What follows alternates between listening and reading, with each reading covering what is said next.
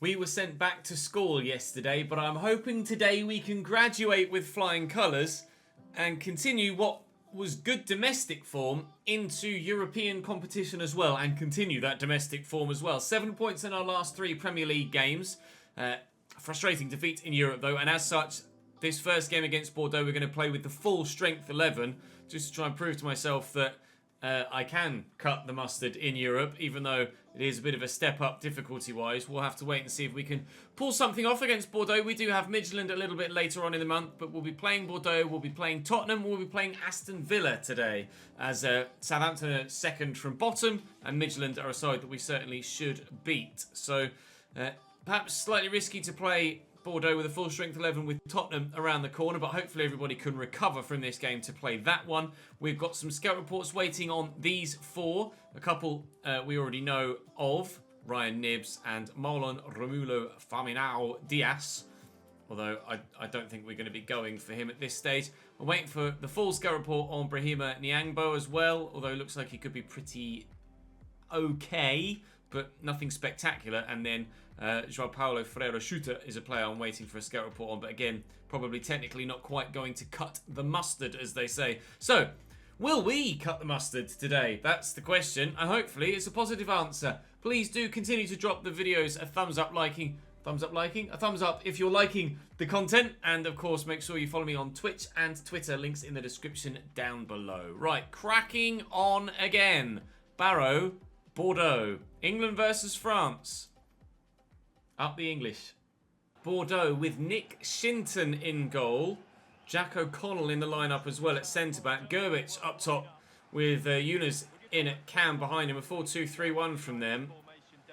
It's a formation that should deal with our 4-1-2-1-2 quite well. But hopefully we just have more quality in any given position that can see the victory through. Certainly want to get my first point at least of the European season, but being at home this time, definitely want to take advantage and try and get myself 3 points if we can. There's Younes back into Barrios, floated out wide to Pedrosa, and we're still waiting for the first proper chance of the game, but it could come here and now. Pedrosa's in behind, Nagy can't get there, Pumphrey can, thankfully, and it will be a throw. It might not even go out. It hasn't. Nagy's done really well. Van der Voort, I'll lay that in front of Hefte. He can race onto it, and hopefully Salem will make a move in front of me, which he has done eventually, finally. Oh, look at Lucas Ball. Please be onside. I think he was. I'll try and tuck this back, and Tudor! Yes! That will do nicely, Derek Ray. Literally taking the words out of my mouth. That'll do nicely. Barrow 1, Bordeaux 0, and hopefully that's the start of a much better episode. I want wins in almost every single game today, and if we can avoid defeat against Tottenham as well, I think we've done spectacularly well this afternoon. And Barrios have had a lot of the ball, as you can see, but only one shot on target from either side, and that being a certain goal from us a moment ago. Damien couldn't make up his mind which way round the defender he wanted to go, and as it matters, I didn't get it to him anyway. Binks does well, but so far the goal's really the only goal-mouth action. I'm pretty sure it's the only shot from either side to this point, and indeed it is. Bordeaux with a lot of the ball, but none of the chance creation to go with it. Munoz Miguel back to Quateng, an early ball in that actually, yeah, could work nicely for Bordeaux. And Gerwich buries. Derek Ray apparently is on the ball today, because everything he says seems to be absolutely on point. Well, we've had a shot and we scored. Now they've had a shot and they've scored. 1-1. The conversion rate has been spectacular, even if the creation rate hasn't been that high. But you never know. We might be getting some creation here. Leicester looking for Curtis Jones, or looking to Curtis Jones to try and improve their ranks. Lucas Bull into the middle. Still, the creation rate remains low. But Van der Voort is left-footed, and that is off the top of the bar. Off the top of the bar. So the 100% conversion rate in the game disappears, but we very nearly had ourselves a second goal. Rodriguez. I mean, Jenkins will just help himself, I suppose. And around the corner to Van der Voort with a lovely first touch to get it out of his feet. We'll look for Salem. Try and drop the defender, go one way and then the other. Tudor back here to Mulholland and out wide and quickly in. We got a little bit lucky. Got it back to Lazovic, out of his feet. Look at Salim at the back post. Can he get on the end of this? No, Pedroza, I think, had the last touch. No, he didn't. It did come off Salim over the top of the bar. But we're the ones that are creating now. And so far in the second half, the only ones to be creating too. So if anyone's going to score another goal, you could probably put money on it being Bordeaux. Nagy forward to Matias Gonzalez. He's going to look to have an immediate impact off the bench. Look at Nagy getting forward down the right-hand side. I might need to alter some of the individual commands or individual instructions in this team, which might have a part to play in why it isn't performing quite as well as it perhaps should do. Salim skips away from that challenge, and if we can continue to build, we could have been in there. It's my wing-backs pushed too far forward, I think. Nagy and Lazovic, whilst I do enjoy them going forward, because I've got the one less midfielder in the middle, really, with just a centre mid and a cam rather than two central midfielders, I do feel a little bit exposed defensively at times. So I'm going to try and get my fullbacks to, well, stay back, not be quite so full. Oh, don't you dare. I thought for a minute he was going to point to the spot. Lose my mind if he'd have done that. Jenkins forward to Lazovic, and we'll try and win this game. I do not want to go out of the Europa League. The first time of asking in the group stage. Looking for Salim, who's got the jump on the defender for the second time, but can't find the target for the second time. I have a feeling we're going to have to settle for this point at home against Bordeaux, and it's maybe going to be slightly more difficult to get out of this group than I hoped it would be. And it wouldn't let me change player to bloody Lucas Bull there. I just had to run forwards with Lazovic and let Bull disappear. It's just not quite going my way. But as soon as we turn the corner, we'll be long gone. Ugh. For the minute, the corner is never ending. A 1-1 draw. We're off the mark in Europe. It's a start. But we must be better against Midtjylland. Now we've got Tottenham. Hugo Lloris still standing strong for Tottenham. Hermoso, Saliba, Lodi and Emerson the back four. Maximilian Arnold alongside Amadou Onana. Takefusa Kube, Ritsu Douan and Ryan Sessegnon behind Harry Kane. Ritsu Douan was a decent player for us when we were at FC Köln last year. Was it last year? It might even have been the year before. Christ, I can't remember. I think, in fact, it was... No, it was FIFA 20. It was FIFA 20, because then we did Leeds, didn't we? And then we did the RTG with Cambridge. Still, point stands. Ritsu Douan, decent footballer. And we'll see if we can beat him and his team on this occasion. We did just get a good win in the league against Chelsea. So we're playing without fear at the moment. And almost everybody was fully fit to play this game against Tottenham after the midweek game in Europe. Everybody but the right back, Nagy, starts this from the previous. Just got Varling back into this lineup now. And hopefully he can be just as good on the right back slot as he used to be before Nagy took that right back slot. Vermeulen with a very important block. We could have been 1-0 down early doors. Wouldn't necessarily have been the best possible start here, but we keep our clean sheet for now. Can we put them on the back foot and take their clean sheet from them? Hefte played in. He can't quite get there. Sessegnon's onside, I think. He's only got really one or two to aim for in the middle, but he's delayed long enough to allow others in support. But it's also let bodies come back for me. Harry Kane. He does that occasionally, Harry Kane. In game, at least. Not in real life. Tries to fancy flick to then go for a worldie goal. He very nearly got a worldie goal the other day against Ukraine. Oh my God, it would have been for a perfect hat-trick too. Harry Kane back in full confidence in real life. Hopefully we get the Harry Kane from the group stages today rather than the Harry Kane from the knockouts. Lovely turn by Damian. Oh, and can't squeeze it home. Hugo Lloris does very well indeed. Nearly fell for Salim too. We got some space here for Lucas Bull. I might try and get this to Salim.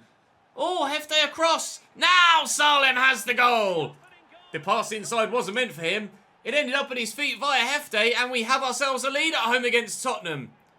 It was Van der Voort, in fact, with the assist, not Hefte, my mistake. Well done, Van der Voort. Let's go.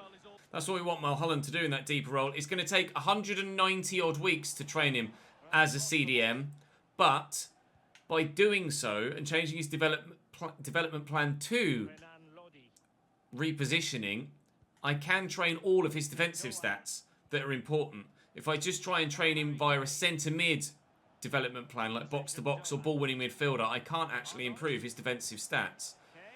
But even though it will take forever for him to actually apparently become a CDM, that's a foul. Mulholland can train everywhere that I need him to for that role. Please don't, Harry. Yeah, he didn't. 10 minutes go till half time. Ha, they still could. Oh, and Kubo, what a turn. Get out! Pick it up, Vermeulen. Good lad. Still 1-0. Doan. Oh, he's just skipped past me there with Hefte. But Jenkins doing the defensive work that Hefte couldn't. And actually, if we can work this about just at the right time with the right pass, we could really be in for a wonderful goal. And that's exactly what we've gotten. That's doing it in style. Oh, that might just be the best move we put together all season. We had one that was very similar against Manchester United that we weren't able to tuck away.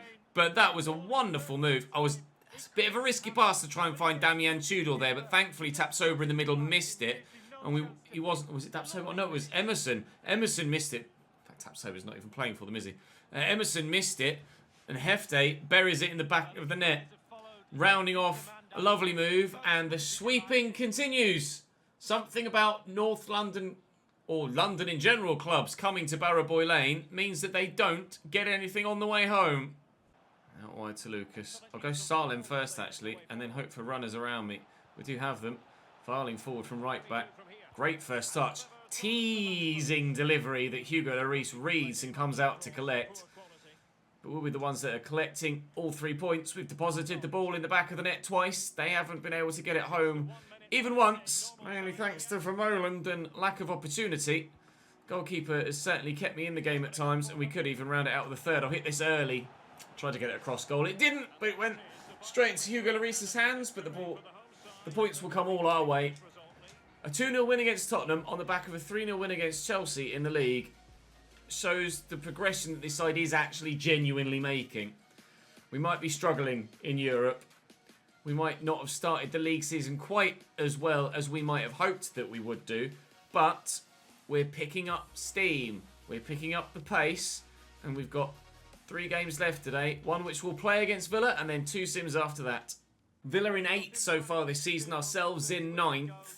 I'd be curious to know how well they're doing in the Champions League. They're either not able to replicate last season's form because the Champions League has been too much of a burden for them, or last year genuinely was just a one-off as to how good they were doing, and this is more of an accurate representation of where this squad actually is talent-wise. We've both got a game in hand, though, so if either side wins this, then certainly could put ourselves within more contention for those top European spots. I would be curious to know how they're getting on in the Champions League. We're obviously doing about the same with our exploits in Europe so far. In fact, we're better than we were last year. We were about this sort of level at this stage, and hoping to kick on. It's Aston Villa's starting lineup does have Emi Martinez still in goal. Dumfries, Courtney Howes, Demirel and Weindal at left back still for them. Sanson and John McGinn, Marcos Llorente, Emil Smith Rowe and Cody Gakpo with Nicolas Gonzalez up top. So it's still a relatively similar 11, if not the same 11 to last year. Jan Sommer on the bench, as well as Victor Lindelöf. He played for them a couple of times last year as well, I think. But it's a similar looking Aston Villa side, and a worse performing Aston Villa side comparatively to last year. But it is still early days, and I don't know when they shot to that Champions League spot. They might have been building up a head of steam throughout the course of the season and ended up where they were thanks to strong second half of the year form. We can have strong first half of the game form if Lewis van der Voort can bury this, which he can't, because Emi Martinez does wonderfully well to tip it round the post. Can Pumphrey? Yeah, Pumphrey. I just saw Dumfries came up, name pop up, and I was like, no, surely it's not. It's not pluralised. No, it's Rodri Pumphrey and Dumfries going up for the header, but neither really able to get a proper connection on it. It's been a while, actually, since Pumphrey scored a header from a corner. I wouldn't mind it if he popped up with a goal or two in the not-too-distant future. We haven't really caused any problems from set pieces lately, and we don't really tend to get that many free kicks on the edge of the box. Out Out wide to Windal. It's Gonzalez again. Oh, it's found Smith Rowe. Did that take a deflection off the defender? Or was it just that bad? It was just that bad. Emil Smith Rowe, certainly at this stage of a career mode, you would have expected to be better than that. Grows quite well. It's a good signing for Aston Villa, to be fair. Hefte through the gap. You couldn't do it last time, Van der Voort. You got Salim at the back post, and Courtney Howes comes out of nowhere to track back and get the interception. I should really be 1-0 up in this game by now, either with that chance or the one earlier on. Just haven't been able to take them. That's a ping to Windal out wide on this left-hand side. If he can deliver a ball, he's got a number of shirts in the middle to try and find. Because they're all in the middle, he's not really got much support out wide, though, and we have been able to slow him up. All the way forward to Bull. Look at the run Lazovic has made. He's so far forward. I have asked my fullbacks not to push quite so far forward, but apparently they're paying no attention whatsoever to that instruction. Nagy getting forward all the way on the right, after Lazovic was all the way forward on the left. At least he's back in position. I suppose I don't mind them doing it if they're able to maintain their defensive positioning. But if there's a turnover in possession quickly, we will find ourselves getting picked apart. And we've been picked apart. Morgan Sanson is the man that gives Aston Villa the lead. The battle between 8th and 9th, it's going towards 8th at the minute. A tight game of few opportunities thus far, this one. As you can see from those stats there, there's not much doing in this particular game. And hopefully, in the second half, what little there was on offer in the first 45 swings our way this time around, going the other way. And hopefully, if there are any goals in this second half, they'll come in the same goal as the first one did. Van der Voort just overrun that slightly. We did play very well against Tottenham, but I haven't been good enough here against Aston Villa. Subpar is the phrase. To Nagy. Hudson-Odoi off the bench for Villa. Nice interception by John McGinn there. I'm hoping Hudson-Odoi can be kept quite quiet. And we can... Oh, I've overhit that. Keep that in, please, Lucas. Oh, well done. Salim's there, actually. And if I could just get away from the defender. There's so many here. You're offside, Hefte. I can't get it through to you. Ugh. Just stood there. Come on. Oh, I keep finding myself on the edge of the opposition's box. Bounced up and hit an arm. Time and time again in a number of games so far this season. And I just can't seem to break the opposition down. I don't really know why. Because we've still got 2 up top. We've still got 2 in central midfield. And I've still got 2 out wide. But for some reason, I keep getting stuck on the edge of the opposition's box and not able to find my way through. I need to find an answer to that sooner rather than later. Otherwise, it could really stifle our progression this season. Driven out wide. Van der Voort. Oh, I needed that ball to just get around the corner to find Salim on the run. I still feel like we can get ourselves back in this, provided we don't concede a second, which we haven't done because that was a good tackle on Smith Rowe. Cameron took a little while to catch up there, and now Bull's on the overlap and away. Oh, I don't think I'm going to be able to find anyone aerially, though. That's the thing. Tudor and Salim, neither of them, unless they're able to actually get ahead of the defender inside them, are going to be able to win a header. It's always when they've gotten themselves ahead of the defender and away from them that they're able to get on the end of crosses. Oh, I want to get an equaliser here. I'm desperate for it. In the battle of Champions League versus Europa League, effectively, with regards to these 2 English sides, it's the Champions League side that looked more likely of getting the win. And now Hudson-Odoi is in behind here. And he could seal our fate if he can find a teammate or maybe go on an incredible solo run. Fate sealed. Ramsey buries it. Not Aaron. Jay Ramsey. A missed opportunity here. A missed opportunity to get ourselves up the league. Jacob Ramsey with his first goal in the Premier League. Villa have made it 2. And I can't help but feel that we should have done a lot better here away from home. A simple 2-0 victory for Aston Villa in the end. And I'm really frustrated myself for not being able to, A, get off to a great start here with Van der Voort in behind early doors. If that goes in, it's a completely different game. Completely different game, but a game of very few chances. And of those few, Villa took theirs, we did not. I can't argue against that, can I really? It's not like we battered them and they were able to just sneak a couple goals. That was always going to be their game with the way that it looked there. Right, Midtjylland up next. Oh, is he any good, this left back? Defensively, no. But as a wing back, he's pretty decent. Oh, I don't know whether... I'm thinking of improving at left back. Because Lazovic has reached his peak. Lazovic has peaked at 78. He has got some boosts. But if you look at his development, he has peaked at 78. So I'm not expecting him to grow much more. And at 79, this free agent that I could sign now, here and now could be an improvement if we trained his defensive stats. Let me know in the comment section, do I or do I not go for Ferreira Schutter at left back and then maybe either look to move Lazovic on?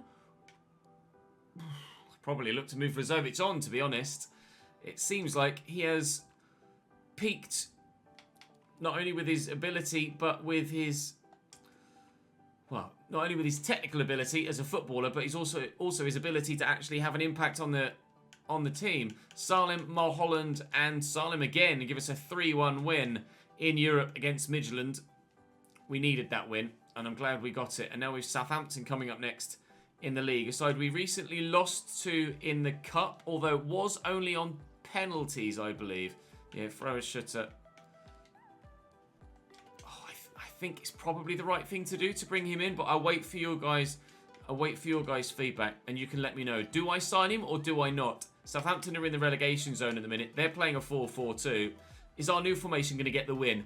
Dominantly so. Dominantly so. Nagy with his first goal for the club. Salem, Nagy, Bull, and Mulholland. 4 separate goal scorers.